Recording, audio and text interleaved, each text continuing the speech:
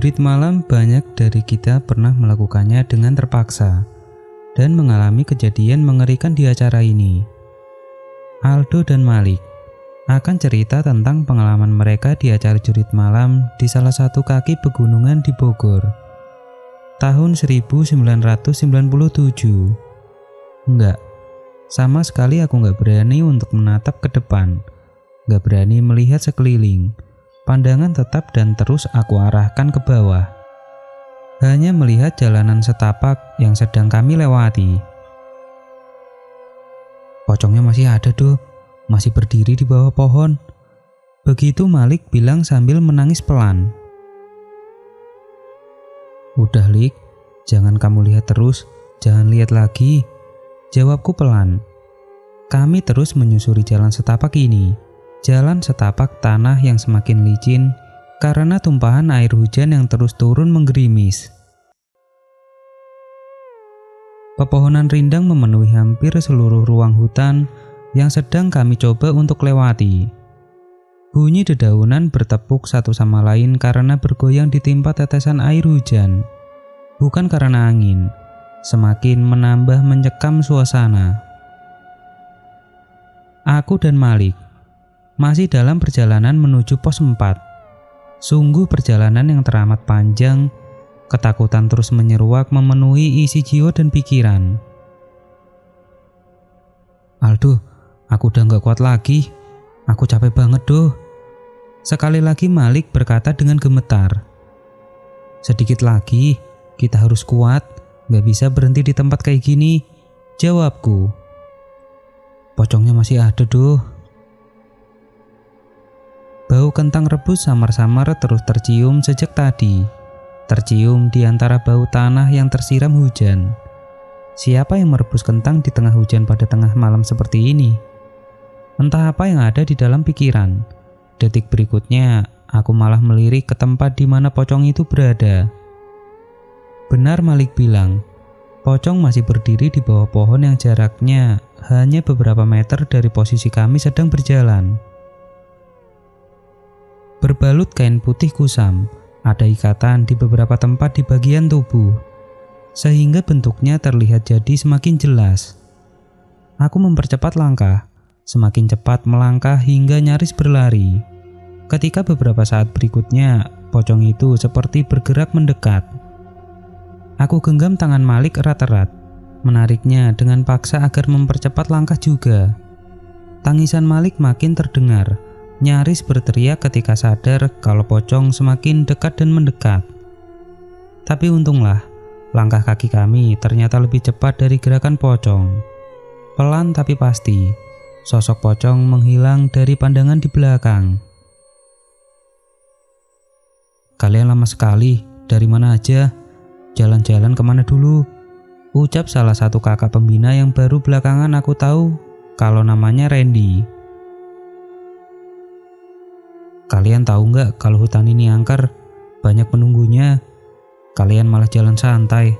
Udah jam berapa ini? Kakak pembina satu lagi membentak kami setengah berteriak. Maaf kak, kami tadi ketakutan, berlari nggak tentu arah, akhirnya kesasar. Aku memberanikan diri untuk menjawab. Kak, kami lihat pocong kak. Malik menjawab sambil menangis pelan. Ah, baru lihat pocong udah nangis, jangan manja. Teriak kakak pembina lagi. Suara menggema kencang memecah sepi malam. Gak ada yang bisa kami lakukan selain diam dan menuruti apa yang diperintahkan oleh dua kakak senior itu. Selanjutnya, kami diberi pertanyaan dari banyak materi yang sudah kami dapatkan sebelumnya. Beberapa bisa kami jawab, beberapa nggak terjawab yang berakibat hukuman push up atau hukuman lainnya. Lelah fisik dan batin, kami kerahkan tenaga yang masih tersisa untuk terus mengikuti perintah kakak senior di pos 4 ini. Sampai akhirnya, ada suara langkah dari beberapa orang terdengar mendekat dari belakang. LDKS 1997. Tiba-tiba terdengar teriakan seperti itu. Teriakan salam peserta kalau bertemu dengan kakak senior. Ternyata kelompok berikutnya sampai juga di pos 4. Aku dan Malik sedikit bernapas lega, karena setelah itu kami dipersilahkan untuk beristirahat sejenak sebelum melanjutkan perjalanan menuju pos 5. Kami duduk di bawah pohon, bersandar di batang besarnya. Aku gak kuat lagi doh, takut. Malik bicara seperti itu dengan tatapan kosong dengan suara datar. Tapi kita harus lulus dari jurit malam ini. Ini kan salah satu syarat kelulusan. Ayolah, tinggal 1 pos lagi. Setelah itu selesai semuanya. Aku terus coba membangkitkan semangat Malik yang sudah nyaris padam. LDKS SMUN 1997. Kami sedang melaksanakan kegiatan ini, latihan dasar kepemimpinan siswa. Sebagian murid kelas 1 harus mengikutinya, nggak bisa enggak.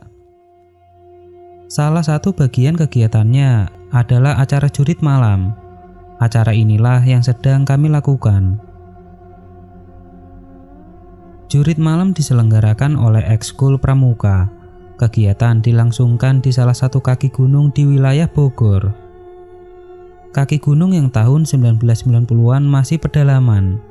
Sebagian besar wilayahnya adalah hutan rindang dengan pepohonan tinggi besar menjulang. Masih belantara. Namanya pegunungan dan hutan. Konturnya naik turun mengikuti perbukitan. Gak ada jalan beraspal. Semua rentang permukaan masih tanah. Akan menjadi licin apabila disiram air hujan. Pegunungan ini cukup terkenal di Bogor, cukup terkenal juga keangkerannya. Memang sangat cocok untuk dijadikan tempat lokasi jurit malam untuk mengasah nyali dan mental. Aku Aldo, murid kelas 1 salah satu SMUN di Jakarta, angkatan 1997, sedang dalam satu bagian acara LDKS jurit malam.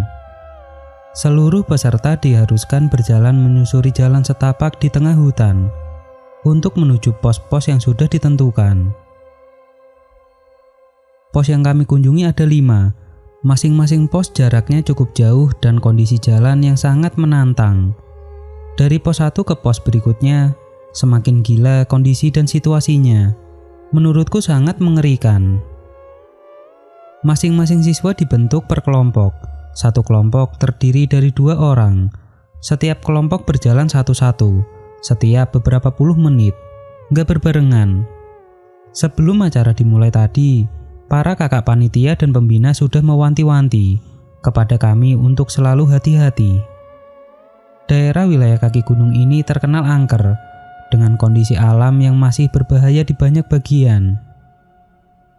Satu yang paling aku ingat, omongan dari kakak panitia yang beberapa kali diulang. Ingat ya, kami tidak menyiapkan hantu-hantuan, tidak ada seorang pun dari panitia dan pembina yang menyamar jadi hantu untuk menakut-nakuti peserta. Kalau nanti di tengah kegiatan kalian melihat pocong, kuntilanak, atau teman-temannya, dapat dipastikan kalau itu adalah hantu beneran, bukan bohongan. Begitu kalimat yang aku ingat. Tapi masa sih mereka nggak menyiapkan apa-apa untuk menakut-nakuti kami? Sepertinya nggak mungkin. Itu pemikiranku pada awalnya. Tapi pikiranku berubah ketika aku dan Malik mulai dalam perjalanan menuju pos 2, pos 3, dan pos 4 tempat kami sedang istirahat ini. Menurut kami, kalau penampakan yang kami lihat tadi adalah memang kakak panitia yang menyamar jadi hantu, berarti mereka melakukannya dengan sempurna. Kami sampai ketakutan dibuatnya. Tapi, mungkinkah? Flashback. Aku akan ceritakan ketika kami dalam perjalanan menuju pos 2. Masih jam 10. Malam masih terbilang sore. Langkah kami masih mantap menjalani tugas dan aktivitas jurit malam yang baru saja dimulai. Duh, kayaknya mendung tuh ya. Gak kelihatan bintang sama sekali. Suara Malik membuyarkan lamunanku yang baru saja dimulai. Iya Lik, moga aja gak hujan ya. Kusut dah kalau hujan beneran. Jawabku sambil menatap langit. Benar kata Malik, langit kusam tanpa bintang. Entah ada bulan atau enggak di balik gelayut awan. Yang pasti warna angkasa menambah seram malam. Seperti yang aku bilang tadi, langkah kaki kami masih mantap melangkah menyusuri jalan setapak sempit yang sesekali tertutup rerumputan. Sudah lebih dari 20 menit lamanya kami berjalan menuju pos 2.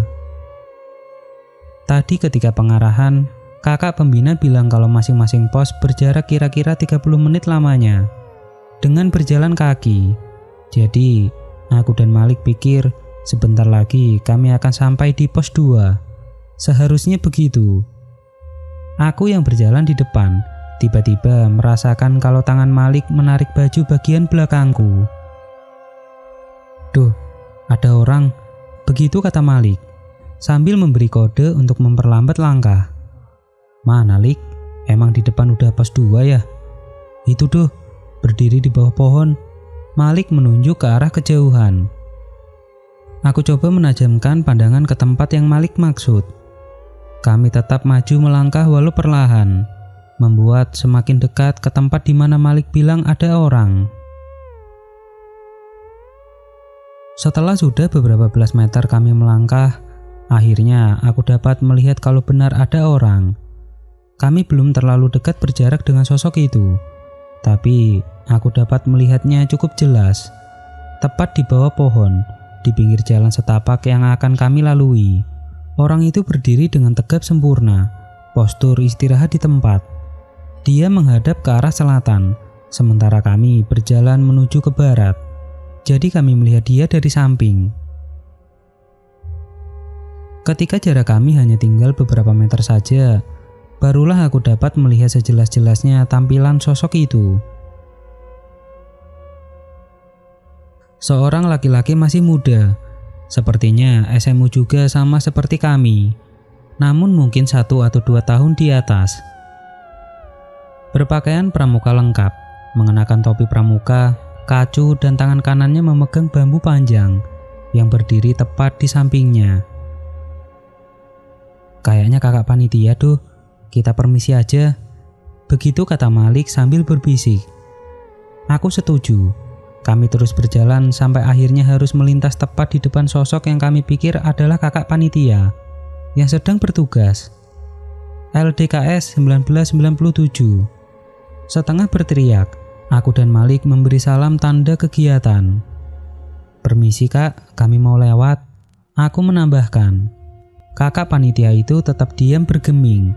Posisinya nggak berubah, tetap beristirahat di tempat. Pandangannya lurus ke depan, sama sekali nggak menatap kami. Namun ada perubahan, walaupun nggak mengucapkan sepatah kata pun, tapi wajahnya tersenyum. Senyum menyeringai tanpa ekspresi. Wajahnya pucat seperti orang sangat kelelahan. Beberapa detik lamanya aku dan Malik kikuk sambil diam berdiri di hadapannya. Bingung harus berbuat apa, serba salah, sementara kakak panitia itu tetap pada posisinya. Saat itu, aku pikir kalau memang dia ditugaskan untuk menakut-nakuti kami, tugasnya berhasil, karena aku dan Malik mulai merasa ketakutan, mulai merasakan kejanggalan. Ayo jalan aja Lik, kayaknya ini bukan pos 2, aku bilang begitu. Gak menjawab apa-apa, Malik langsung melangkah, aku mengikuti langkahnya yang terburu-buru. "Permisi kak," sekali lagi aku mengucap salam. Tetap, dia gak bergerak sama sekali, posturnya tetap seperti itu dengan wajah tersenyum datar. Aku dan Malik terus berjalan meninggalkannya. Sebelum kami jauh pergi meninggalkan, aku sebentar melirik ke belakang. Gak ada perubahan. Posisi kakak panitia itu belum berubah. Dia tetap berdiri pada tempatnya. Sekitar 10 menit kemudian, kami sampai juga di pos 2. Ada beberapa kakak panitia yang menunggu pos ini. Di sini, kami diberi tugas dan pekerjaan yang belum terlalu melelahkan.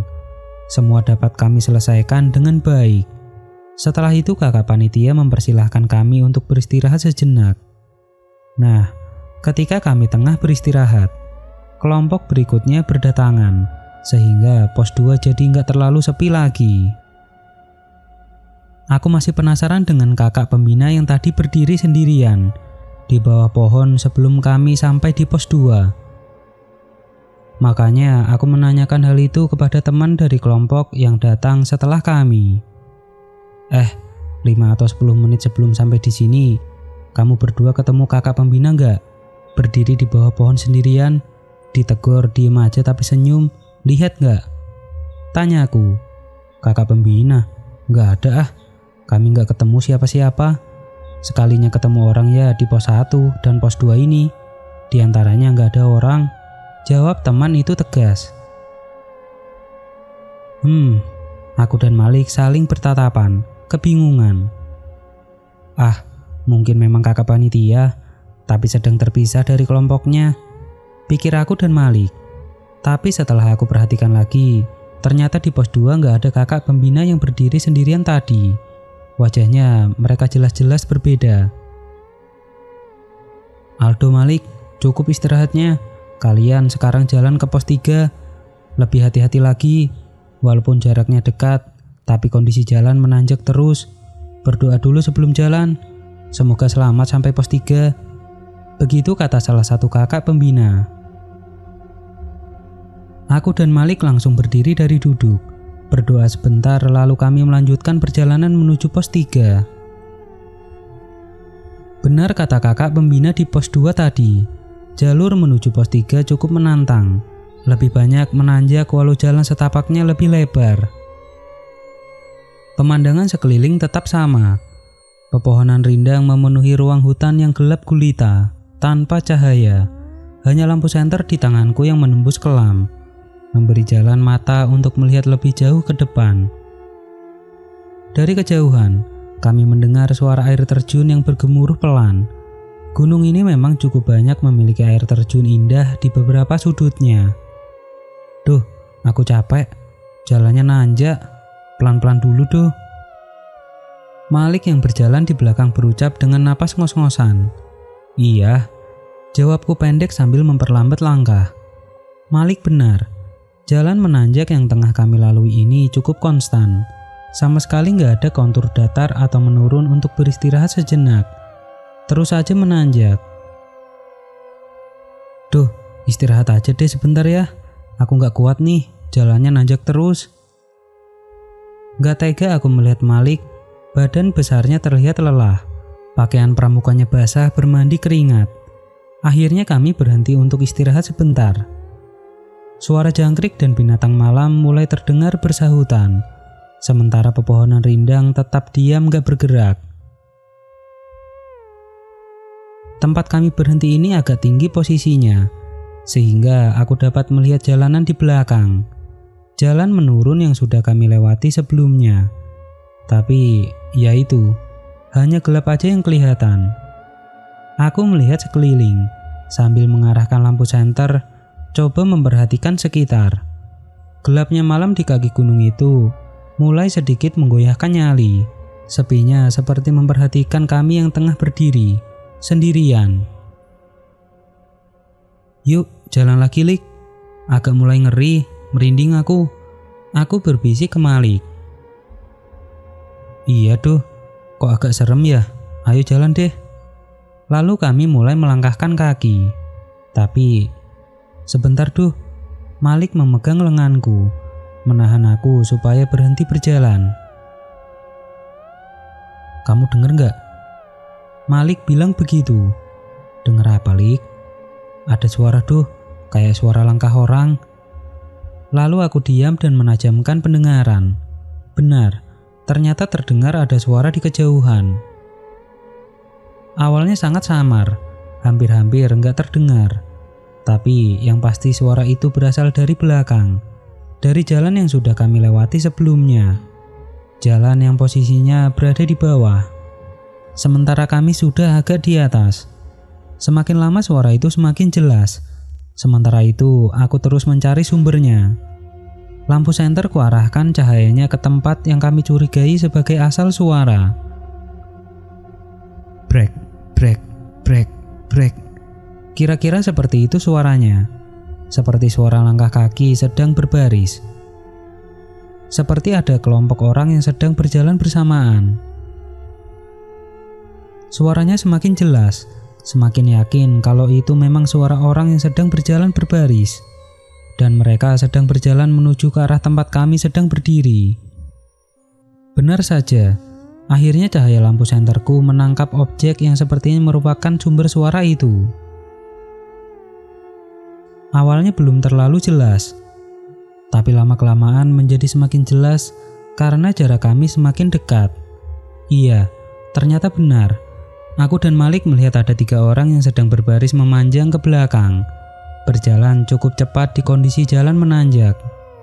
Perlahan, kami kompak bergerak ke pinggir, ke sisi jalan setapak, dengan maksud memberi jalan kepada 3 orang ini untuk mendahului, karena mereka berjalan cukup cepat, melangkah nggak kelihatan lelah. Brek, brek, brek. Mereka terus melangkah mendekat, semakin mendekat. Aku dan Malik hanya diam sambil terus memperhatikan. Siapa orang-orang ini? Kelompok peserta LDKS sama seperti kami kah? Tapi bukan, karena per kelompoknya hanya 2 orang, sedangkan mereka bertiga. Kelompok kakak pembina kah? Mungkin saja, tapi beberapa belas detik kemudian kami akan sadar kalau mereka jelas-jelas bukan kakak pembina. 3 orang berseragam pramuka lengkap, dengan masing-masing tangan kanannya memegang tongkat bambu panjang, hingga akhirnya mereka hanya tinggal beberapa meter saja dari tempat kami berdiri. Keterkejutan yang pertama, ternyata kami kenal sosok yang berjalan paling depan. Kami yakin kalau ini adalah sosok yang sama dengan yang kami lihat sedang berdiri sendirian di bawah pohon sebelum di pos 2 tadi. Kami yakin itu. Kami masih sangat hafal wajahnya, gesturnya, senyumnya. Iya, dia masih kelihatan tersenyum tanpa ekspresi, sambil terus berjalan melangkahkan kaki. Sementara di belakangnya, ada 2 orang dengan penampilan sama, berpakaian pramuka lengkap dengan topi dan kacu. Tapi sebentar, ada keterkejutan kami yang kedua. Keterkejutan yang membuat kami ketakutan amat sangat. Setelah mereka benar-benar sudah berada di hadapan, secara sadar dan sangat jelas, kami melihat kalau ternyata sosok yang berjalan paling belakang gak mengenakan topi pramuka, seperti 2 teman di depannya, tapi tetap mengenakan seragam pramuka lengkap. Tahu nggak, kenapa sosok yang berjalan paling belakang itu nggak mengenakan topi? Dia nggak memakai topi karena nggak memiliki kepala. Dia berjalan berbaris di belakang tanpa kepala. Ada pramuka berjalan tanpa kepala. Malik langsung jatuh terduduk di sampingku berdiri, sementara aku diam sambil terus memperhatikan. Tubuhku lemas, tulang-tulang rasanya seperti lepas dari engselnya. Jantung seperti berhenti berdetak melihat semua itu. 3 sosok menyeramkan itu terus saja berjalan, berbaris dalam kegelapan, berjalan tanpa jeda dan lelah di jalan yang terus menanjak. Kami memperhatikan sampai akhirnya mereka hilang di dalam gelap. Gimana, Lik? Lanjut jalan aja? Apa mau balik ke pos 2? Tanyaku ketika sudah mulai bisa bernapas teratur. Lanjut aja tuh. Harusnya sih pos 3 gak jauh lagi. Tapi pelan-pelan aja ya. Aku gak mau ketemu pramuka baris yang tadi lewat. Malik menjawab nyaris berbisik. Iya. Pada akhirnya kami memberanikan diri untuk melangkah terus melanjutkan perjalanan. Syukurlah, di sisa perjalanan menuju pos 3, kami gak bertemu lagi dengan pramuka tanpa kepala itu lagi. Untuk sementara kami bisa bernapas lega. Untuk sementara. Ini gunung terkenal angker. Bisa jadi yang kalian lihat itu benar adanya. Tapi ini bagus untuk mental kalian. Gak boleh takut sama hantu. Jangan manja. Begitu kata salah satu kakak senior penunggu pos 3 ketika kami menceritakan kejadian yang baru saja kami alami. Ya sudahlah, yang penting kami sudah cerita. Setelah selesai melaksanakan tugas di pos 3, lagi-lagi kami dikasih kesempatan untuk istirahat sebentar. sebelum perjalanan menuju pos 4. Singkatnya, perjalanan dari pos 3 menuju pos 4, kami nggak bertemu lagi dengan barisan pramuka yang salah satunya tanpa kepala tadi. Seperti yang sudah aku ceritakan di awal tadi, kami malah mendapatkan teror yang lain.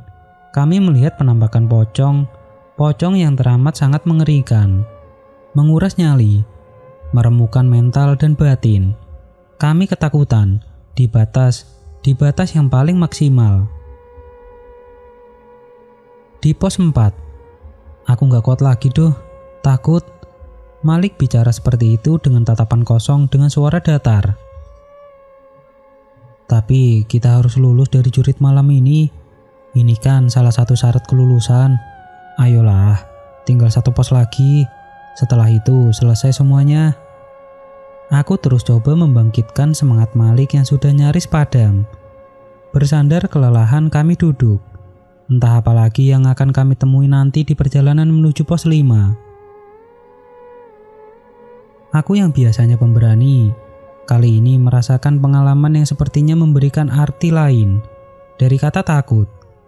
Nyaliku bergetar hebat, mentalku goyah, tapi walaupun begitu kami harus tetap maju. Harus menyelesaikan jurit malam ini. Aldo, Malik, cukup istirahatnya. Ayo kalian jalan ke pos 5, pos terakhir. Salah satu kakak pembina memberi kami perintah. Kemudian kami berdiri dan mulai berjalan lagi menuju pos 5, pos terakhir. Kondisi jalan menuju pos 5 ini lebih banyak menurun, walau sesekali ada sedikit tanjakan. Memang sepertinya kami menuju kaki gunung yang paling rendah, menuju perkemahan tempat kami menginap. Jarum jam pada jam tangan sudah menunjuk ke arah pukul 1 lewat tengah malam. Hujan yang turun sejak pos 4 tadi tiba-tiba berhenti, menyisakan becek di jalan menurun dan menjadikannya licin. Kami harus hati-hati berjalan jangan sampai terpeleset. Sejak lepas dari pos 4 tadi, aku dan Malik lebih banyak diam.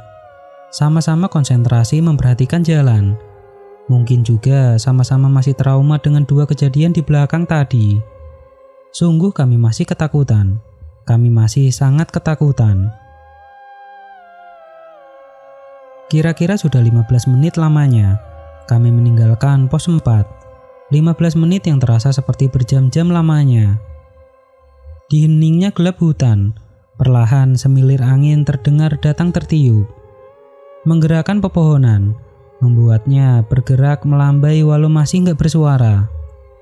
Suara jangkrik dan binatang hutan lain yang tadinya cukup ramai bersautan perlahan menghilang, menyisakan sepi yang teramat sangat. Hanya hembusan angin yang jadi iringan kelam. Di titik ini kami mulai ketakutan lagi, mulai merasakan kejanggalan lagi, karena sepinya beda, heningnya mencekam. Duh, cepetan buruan.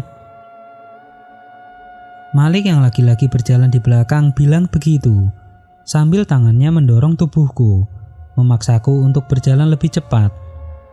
Aku menuruti omongannya, lalu melangkahkan kaki lebih cepat di atas jalan setapak yang masih licin akibat hujan. Ada apa, Lik? Tanyaku setengah berbisik. Jangan nengok ke belakang, ada pramuka yang gak ada kepalanya. Malik bilang begitu dengan suara gemetar. Mendengar Malik bilang begitu, aku semakin cepat melangkah. Tapi rasa penasaran mengalahkan segalanya. Akhirnya aku nekat untuk menoleh ke belakang. Benar, di belakang kami ada sosok berseragam pramuka berjalan tanpa kepala. Dia terus mengikuti. Sosok tak berkepala itu kali ini berjalan tanpa suara. Kali ini berjalan sendirian. Kami ketakutan, lalu mulai panik. Kemudian Malik mendahuluiku sambil berlari. Duh lari duh, aku takut. Dia bilang begitu sambil menangis pelan. Sontak aku jadi ikut berlari di belakang Malik. Sekali lagi aku melirik ke belakang. Ternyata sosok pramuka tanpa kepala itu masih saja mengikuti. Kami sangat ketakutan, Lampu senter yang tadinya ada di genggaman tiba-tiba terlepas. Setelahnya semua menjadi gelap. Kami berlari di dalam gelapnya hutan, keluar dari jalan setapak, berlari ketakutan gak tentu arah. Sampai akhirnya aku terjatuh karena kaki tersandung sesuatu. Setelah itu, aku gak ingat apa-apa lagi. Duh, kamu udah bangun? Gak apa-apa. Suara Malik terdengar menyadarkanku. Ternyata kami sudah ada di dalam tenda. Aku terbaring di dalam sleeping bag. Jam berapa ini, Lik? Kita di mana ini? Tanyaku. Sekarang udah jam 4 tuh, di base camp, di pos 5. Tadi kita sama-sama pingsan di dekat sini, ditemuin sama tim penyapu. Hehehe. Begitu penjelasan Malik. Syukurlah kami baik-baik saja. Hanya ada sedikit luka lecet dan memar akibat terjatuh tadi. Sungguh pengalaman jurit malam yang sangat mengerikan.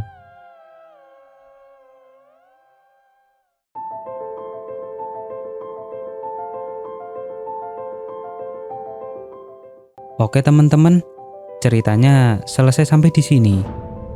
Bagaimana menurut kalian? Tuliskan di kolom komentar. Dan nantikan kisah-kisah horor selanjutnya tetap di channel Kisah Dedemit.